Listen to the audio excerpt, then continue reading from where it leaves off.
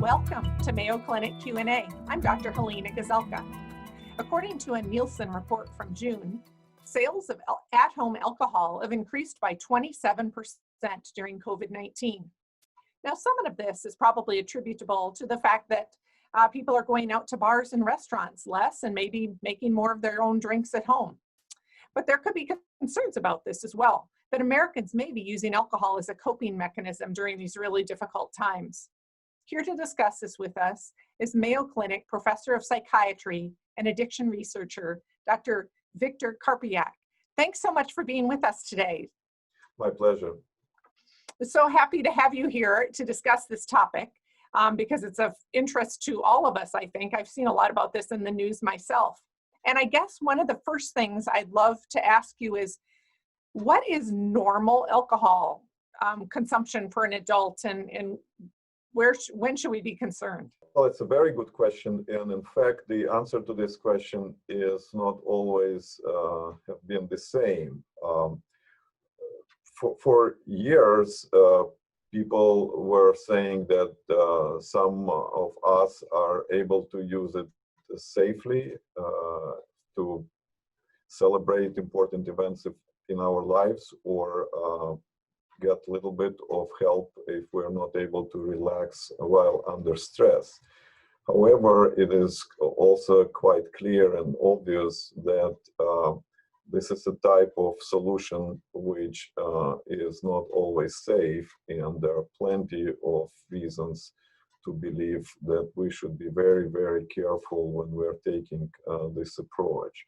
If you look at contemporary recommendations from the National Institute for Alcohol Abuse and Alcoholism, or NIAAA, the recommendation for men is not to exceed 4 drinks per occasion and not to exceed 14 drinks per week. For women, recommendation is not to exceed 3 drinks per drinking occasion and not to exceed 7 drinks per week. So if you wish, you can consider this contemporary vision of as safe limits. I have to say, though, that there were recent publications suggesting that there may be a reason to restrict this even further and try not to exceed 7 drinks per week, or no more than 1 drink per day. Again, this is something which is being considered by some of the researchers. Sir, when you talk about the number of drinks, does it matter what the drink is, if it's red wine, for instance, versus if it's a mixed drink? Excellent question. So the standard drink in the United States is considered to be equivalent of 14 grams of pure alcohol, which is approximately 150 grams of wine. I should say 150 milliliters of wine. It is usually considered to be equivalent of about 1.5 ounces of liquor and a standard can or standard bottle of beer. However, again, those are approximate measures, and we know that some of the types of wine come with between 12% and 14.5%, while beer can be anywhere between 3.5% and 5, 6, or some stouts can come even with higher levels. So that should be considered. And when we're talking about wine, we're talking about 13%. And when we're talking about beer, we're talking about 4%. And if an individual is consuming stronger variants, then certainly it should be recalculated. So It's awfully easy, though, once you've cracked that bottle of wine, to see it go down over the course of the evening. People are drinking more during the pandemic. How do you recommend that individuals set healthy limits for their alcohol drinking while they're at home during this time? People are all different. So for somebody who is interested in understanding what are those scientifically based limits, and the limits that I just discussed with you are based on very thorough research conducted by former director of NIAAA of all people and his group of researchers. This is how they came up with those limits. And they were mostly looking at risks associated with potential for development of alcohol use disorder. And they were also looking at potential toxic effects, which are not always going together. And there are some people who are more prone to experience toxic effects, and others may be more at risk for development of alcohol use disorder, surprisingly, or maybe not surprisingly, because they don't have this immediate feedback, which is given to us by either alcohol itself through its toxic effects, or more often through acetaldehyde, which is commonly known as hangover or post-intoxication syndrome. So individuals who go through alcohol use experience, majority of us tend to learn about those toxic effects. Many people are able to give themselves a warning next time, and interestingly enough, that warning seems to be quite significant. Unfortunately, as I've mentioned, there is a certain percent of individuals who are able to tolerate alcohol use in higher amounts without experiencing this type of warning signs. And importantly enough, this quality or this phenomenological feature is considered one of the risk factors which can be inherited and potentially be something that people need to be informed about in terms of their risk for development of alcohol use disorder. This has been an incredibly anxiety-provoking time for, I think, many, many people, particularly March and April when COVID first hit, and there were just so many changes to just our basic lifestyle and so much uncertainty, and lots of it persists. People having difficulty with jobs and the economy, and what does the future look like, and should kids go back to school? There's so much to ponder. Some people may use alcohol to cope and to help manage their anxiety. Is it bad to use alcohol to cope? Again, this is a matter of individual assessment of risks and benefits. Humans were using alcohol as one of the tranquilizing parts of their life, something which is available for ages, since alcohol became part of human life. However, again, it's a matter of being able to understand the pros and cons and learn from the consequences, which plays an important role. And yes, it is much easier to assess the balance between pros and cons and risks and benefits when we are living in the circumstances of regular life.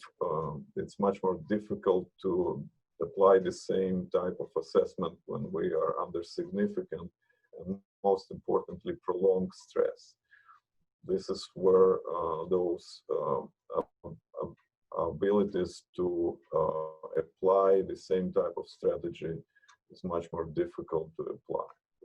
However, again, the same standards that I mentioned earlier, meaning not to exceed 4 drinks per 24 hours or per drinking occasion for men and not to exceed 3 drinks for women is the same. And if it becomes 3 or 4 drinks today, and it is again 3 or 4 drinks tomorrow, then very easy we start to hit above the week-long threshold.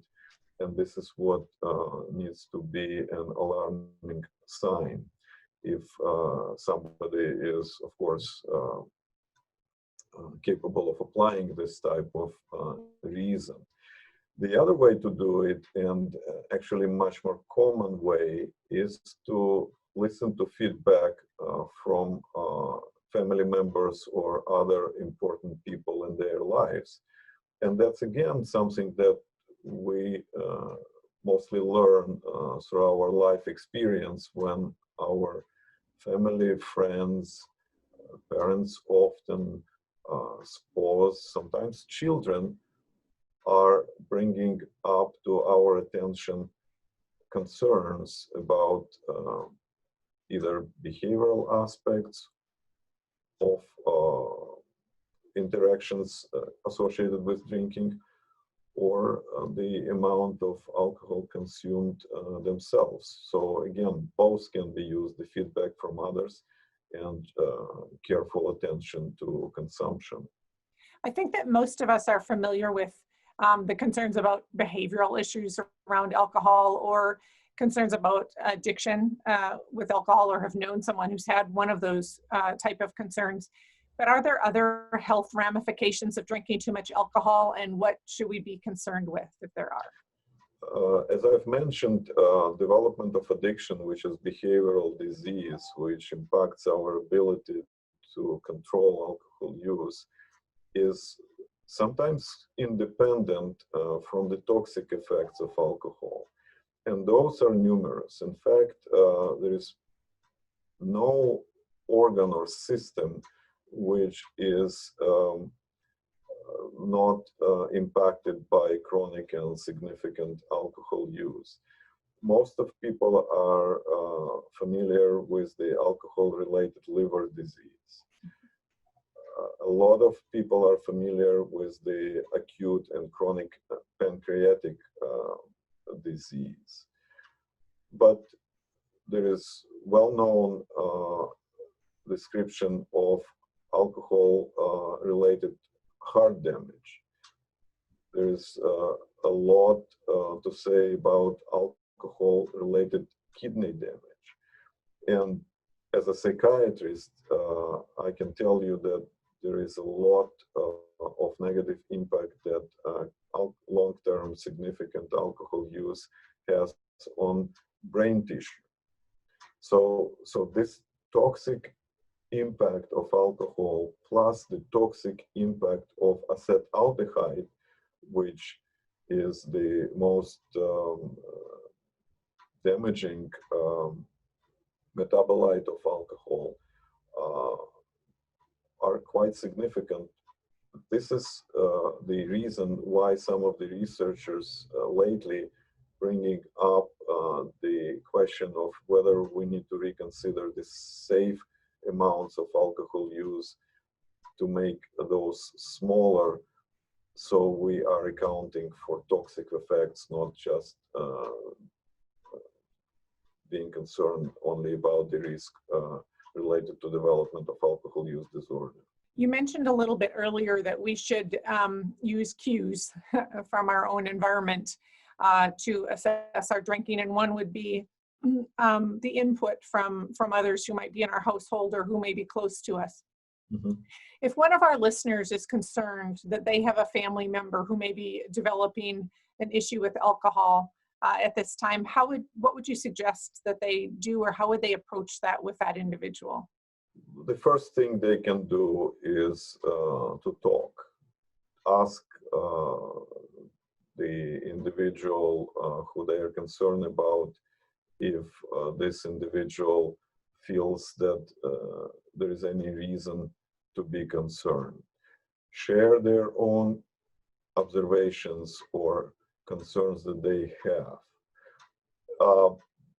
it's not something that is always well received. And again, some people will listen and take a note and make changes. Others will ignore, and there may be even some people who may be offended. However, it doesn't mean that this idea of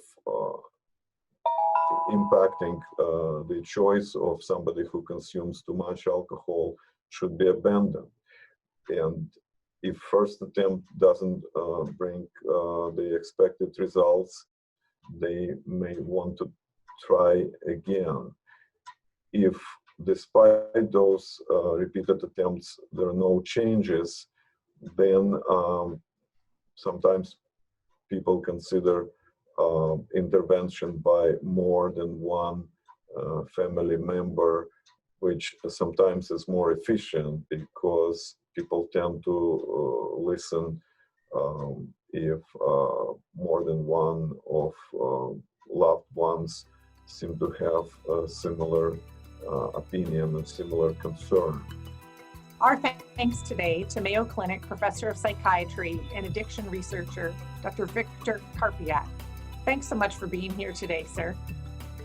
My pleasure. We have very much enjoyed your input. Thanks to all of you too for listening and watching today, and we wish you a wonderful day. Mayo Clinic Q&A is a production of the Mayo Clinic News Network and is available wherever you get and subscribe to your favorite podcasts. To see a list of all Mayo Clinic podcasts, visit newsnetwork.mayoclinic.org. Then click on Podcasts. Thanks for listening, and be well. We hope you'll offer a review of this and other episodes when the option is available. Comments and questions can also be sent to Mayo Clinic News Network at mayo.edu.